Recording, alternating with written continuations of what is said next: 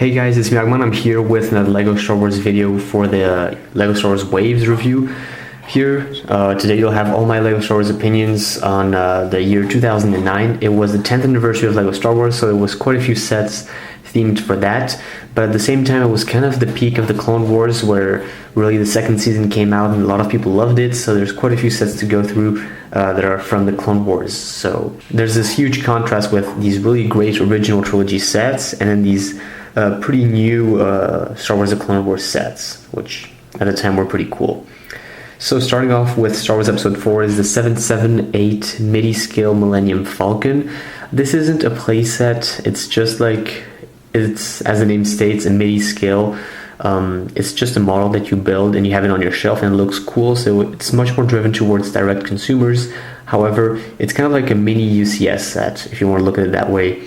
And it was very detailed, looked great, but you couldn't really do much with it. You could maybe like swish it around your room if you wanted, but not much more than that. So that's the issue with this. Although it was kind of like a mini UCS set, so it was like $50 to get this. So from that aspect, great LEGO set. And then we had the 1198 Tantive 4, which is a direct consumer set as well. It's a direct consumer, so I will be talking about those in another video, but if you want my opinions on it as a play set, it was definitely a great set. I have it myself. There's a lot of fun to do with this, but it's also a very collectible LEGO Star Wars set. It was $140, which was a great price at the time. It's a very detailed ship. Really, it's very complete. The minifigure selection is kind of deceiving, but the ship itself is just amazing. So definitely a very good LEGO Star Wars set for any hardcore Star Wars fans out there. And then we have another 10th anniversary from Star Wars Episode 5 this time. It's AD-17 Darth Vader's TIE Fighter. Kind of curious why this one is on Star Wars Episode 5 and not Episode 4, but still you get Darth Vader. That's the only minifigure you get. And then you get his TIE Advanced, which honestly, I know LEGO did a better new model with the TIE Advanced and A-Wing for Star Wars Rebels in 2016 or 17, but this model still holds up to this date. It looks pretty cool. It's a much better improved version compared to the old blue version that we had of this set. So great LEGO set, definitely. There's not much to say about it. I mean, it's always a TIE fighter. There's not much content, but it is a very good model and one that all LEGO Star Wars fans should definitely have. Next up is the 7749 Echo Base. Again, this was a small LEGO Star Wars set for the 10th anniversary. You got 2 snowtroopers and then 2 rebel troopers, so if you really wanted to complete Hoth, and you hadn't had the chance to get the Hoth Rebel base in 2007, this was a great set.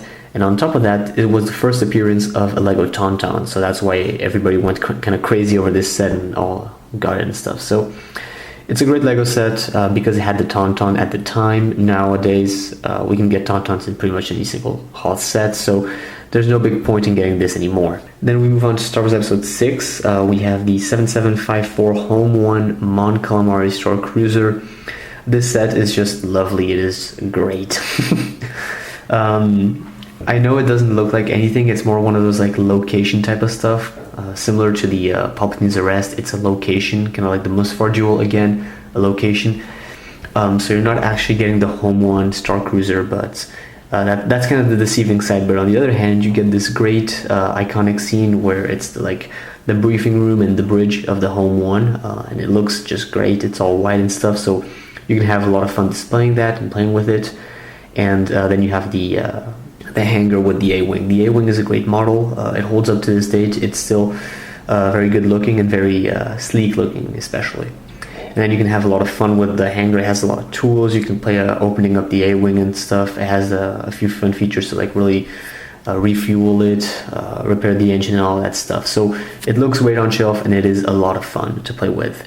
And with that same thought, the 8038 Battle of Endor is great as well because it's a huge playset. You get an AT-ST, a little Ewok flyer, you get the bunker, a catapult, some speeder bikes. You're getting the complete set, everything you need for Endor except the Bright Tree Village, which obviously the Ewok Village was released in 2013. So getting this and then combining it with the Ewok Village is a great, super cool combo. What's nice about this set is that it's pretty original. We haven't had any new bunker battles since, so I mean, the bunker is great. The ATST, the flyer, all that stuff, you could probably get newer versions of those up to this date. So moving on, we have a mini Polybag. This is a 3005 mini Imperial speeder bike. It's a mini speeder bike, looks pretty bad, but it is a Polybag with a minifigure, so in this case a Stormtrooper, so kind of cool to get those. Moving on to Star Wars, the Clone Wars, a lot of sets this year. This was the year with the most Clone Wars sets. The first one is the 3004 mini battle droid on STAP stab. It's just a stab with a battle droid, kind of cool to get for a Polybag, but yeah, not much more to say. And then there's the 30006 mini clone walker. It's a mini clone walker. It has a clone trooper on it. These are pretty cool Polybags, and I wish LEGO had really exploited those a bit more because we didn't get a chance to see those. They were kind of just hard to get at the time. And then another Polybag is the 20009 mini ATTE and the 20010 mini Republic gunship. So those are just some pretty cool Brickmaster Polybags. So starting off with the actual sets, the first one is the 7748 Corporate Alliance Tank Droid. I do have this set. It's nice. It's really not much. Like, you're not going to go ahead and buy this set with a lot of enthusiasm. You're getting 2 clone troopers with some jump packs, I guess, so they're jump troopers, and then you're getting 2 battle droids. So the minifigure selection it's okay if you want to get those Clone Wars clone troopers and those Clone Wars droids. I guess it's kind of cool if you want to build up your army. And then the tank droid is the smallest one, but it does have the printed dishes, so it's good on that side, but at the same time it's the smallest one. So yeah, what would I recommend for this set? Maybe just picking it up for a cheap price on eBay from somebody who has already owned it and stuff, and it'll complete your Clone Wars collection if you really want it. If not, I would definitely suggest you to get the old vintage one or the newer one in 2013. Then we have the 7751 Ahsoka Starfighter and Vulture droid. Again, this is a LEGO Star Wars Starfighter. I've talked about those in many moments in the past videos of this series. The Starfighters often have their own little thing. In this case, I believe it has like a flickfire missile system under it. So that's the original kind of thing that this one has. But except for the color scheme, it's nonetheless just a Jedi Starfighter, so not much to say there. Really just plug in the droid, plug in Ahsoka, and then fly the ship around, and that's it. The set does come with 2 buzz droids, which are the old 2005 models, so kind of ugly, and then you have the Vulture droid, which comes with it. This is the only time that we got this old Vulture droid in a blue color format, so it is kind of cool on that hand. And it was somewhat of an exclusive. I think it was a Target or something like that exclusive. So kind of a cool set to get if you really want it, really complete that Clone Wars collection. However, I don't think Ahsoka Starfighter and Vulture droids is a set that's really worth going after. And the 7752 Count Dooku Solar Sailor, this one is a set that I'm planning on getting eventually. I want to get this in the near future. I want to be able to review this and stuff, but it's not a set I actually want to get. It's very hideous looking. I had a friend who had this as a child, and we played a lot with this set. And while it had the practicality of having the speeder and being able to play with it and stuff, it was a pretty cool shuttle at the time. But the ship's design, the way it opened its wings, is nothing like it does in the movie, so not a really cool set. But it is a pretty odd looking, so I would want to get this and be able to put it on my Geonosis display type of stuff. The minifigure selection wasn't that great either, just got the Clone Wars Count Dooku and then some Magna Guards and a pilot droid, so nothing special. Then we have the 7753 Pirate Tank. This set is despised by a lot of Star Wars fans. A lot of people really don't like this set, and I kind of understand why. You got Hondo Ohnaka, Turk Falso, and then Obi-Wan Kenobi. 3 minifigures you don't really want to get that much. Maybe Hondo, but he kind of looks weird. He looks like some sort of an actual pirate instead of looking like Hondo in himself. The Pirate Tank, you kind of saw this in 1 or 2 episodes of the Clone Wars briefly, so you don't really want to get the Pirate Tank. It wasn't like a very desirable or very cool ship, but it's there, so if you want to have it, if you want to complete that Clone Wars collection, go ahead and get it.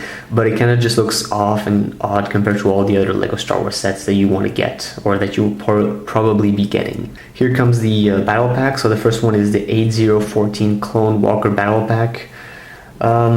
Great LEGO battle pack. You really got those clone troopers that you wanted to get for for just the Clone Wars in general. If you want to get a bunch of clone troopers, this was the set to get. The walker isn't too ugly looking, it's kind of decent-ish, and you'll have some fun with that. It's nice that you get a gunner, equipment for a commander, and then just 2 regular clone troopers, so perfect. Next up is the 8015 Assassin's Droid Battle Pack. You got 5 Assassin's Droids, 3 of them are chromed, and then 2 of them are elite, so in black. Not a very good battle pack. We never really saw these Assassin's Droid that much. The speeder bike is kind of ugly, so yeah. But it was worth picking up to get some Assassin's Droid, which were never really seen that much in LEGO before. Next up is the 8016 Hyena Droid Bomber. This is one of those vehicles that we saw briefly in Star Wars The Clone Wars, and it was kind of cool to get it because it gave you some sort of a bomber and some sort of another vehicle than just having pure vulture droids for the aerial, for the navy of the Separatists, I guess. You got 3 of those rocket droids, which it's kind of underrated minifigure. They are pretty cool to have and just, I don't know, have them in space battles or in combats and stuff. So rocket battle droids are actually really cool. We never really saw them in the Clone Wars, but it was just a way to fit in some minifigures with this set. The Hyena Droid Bomber itself is kind of an underrated set. It's just a big vulture droid with a bunch of bombs, so it is kind of cool. I do enjoy this set. Next up is the 8018 AAT. Pretty simple title. It came with a bunch of cool minifigures, all the ones you wanted: Yoda, Clone Trooper, a bunch of super battle droids, and some battle droids. I just published a review at the time of making this video, so really the AAT is pretty straightforward. It's a great looking set, it has all the cool aesthetics, and there's a lot of playability with this, so you're really going to be having a blast enjoying this set. So far in the Clone Wars, all the sets that I've just talked about, the AAT is the best, and now we're finally getting to the really good sets released this year. Next one is the 8019 Republic Attack Shuttle.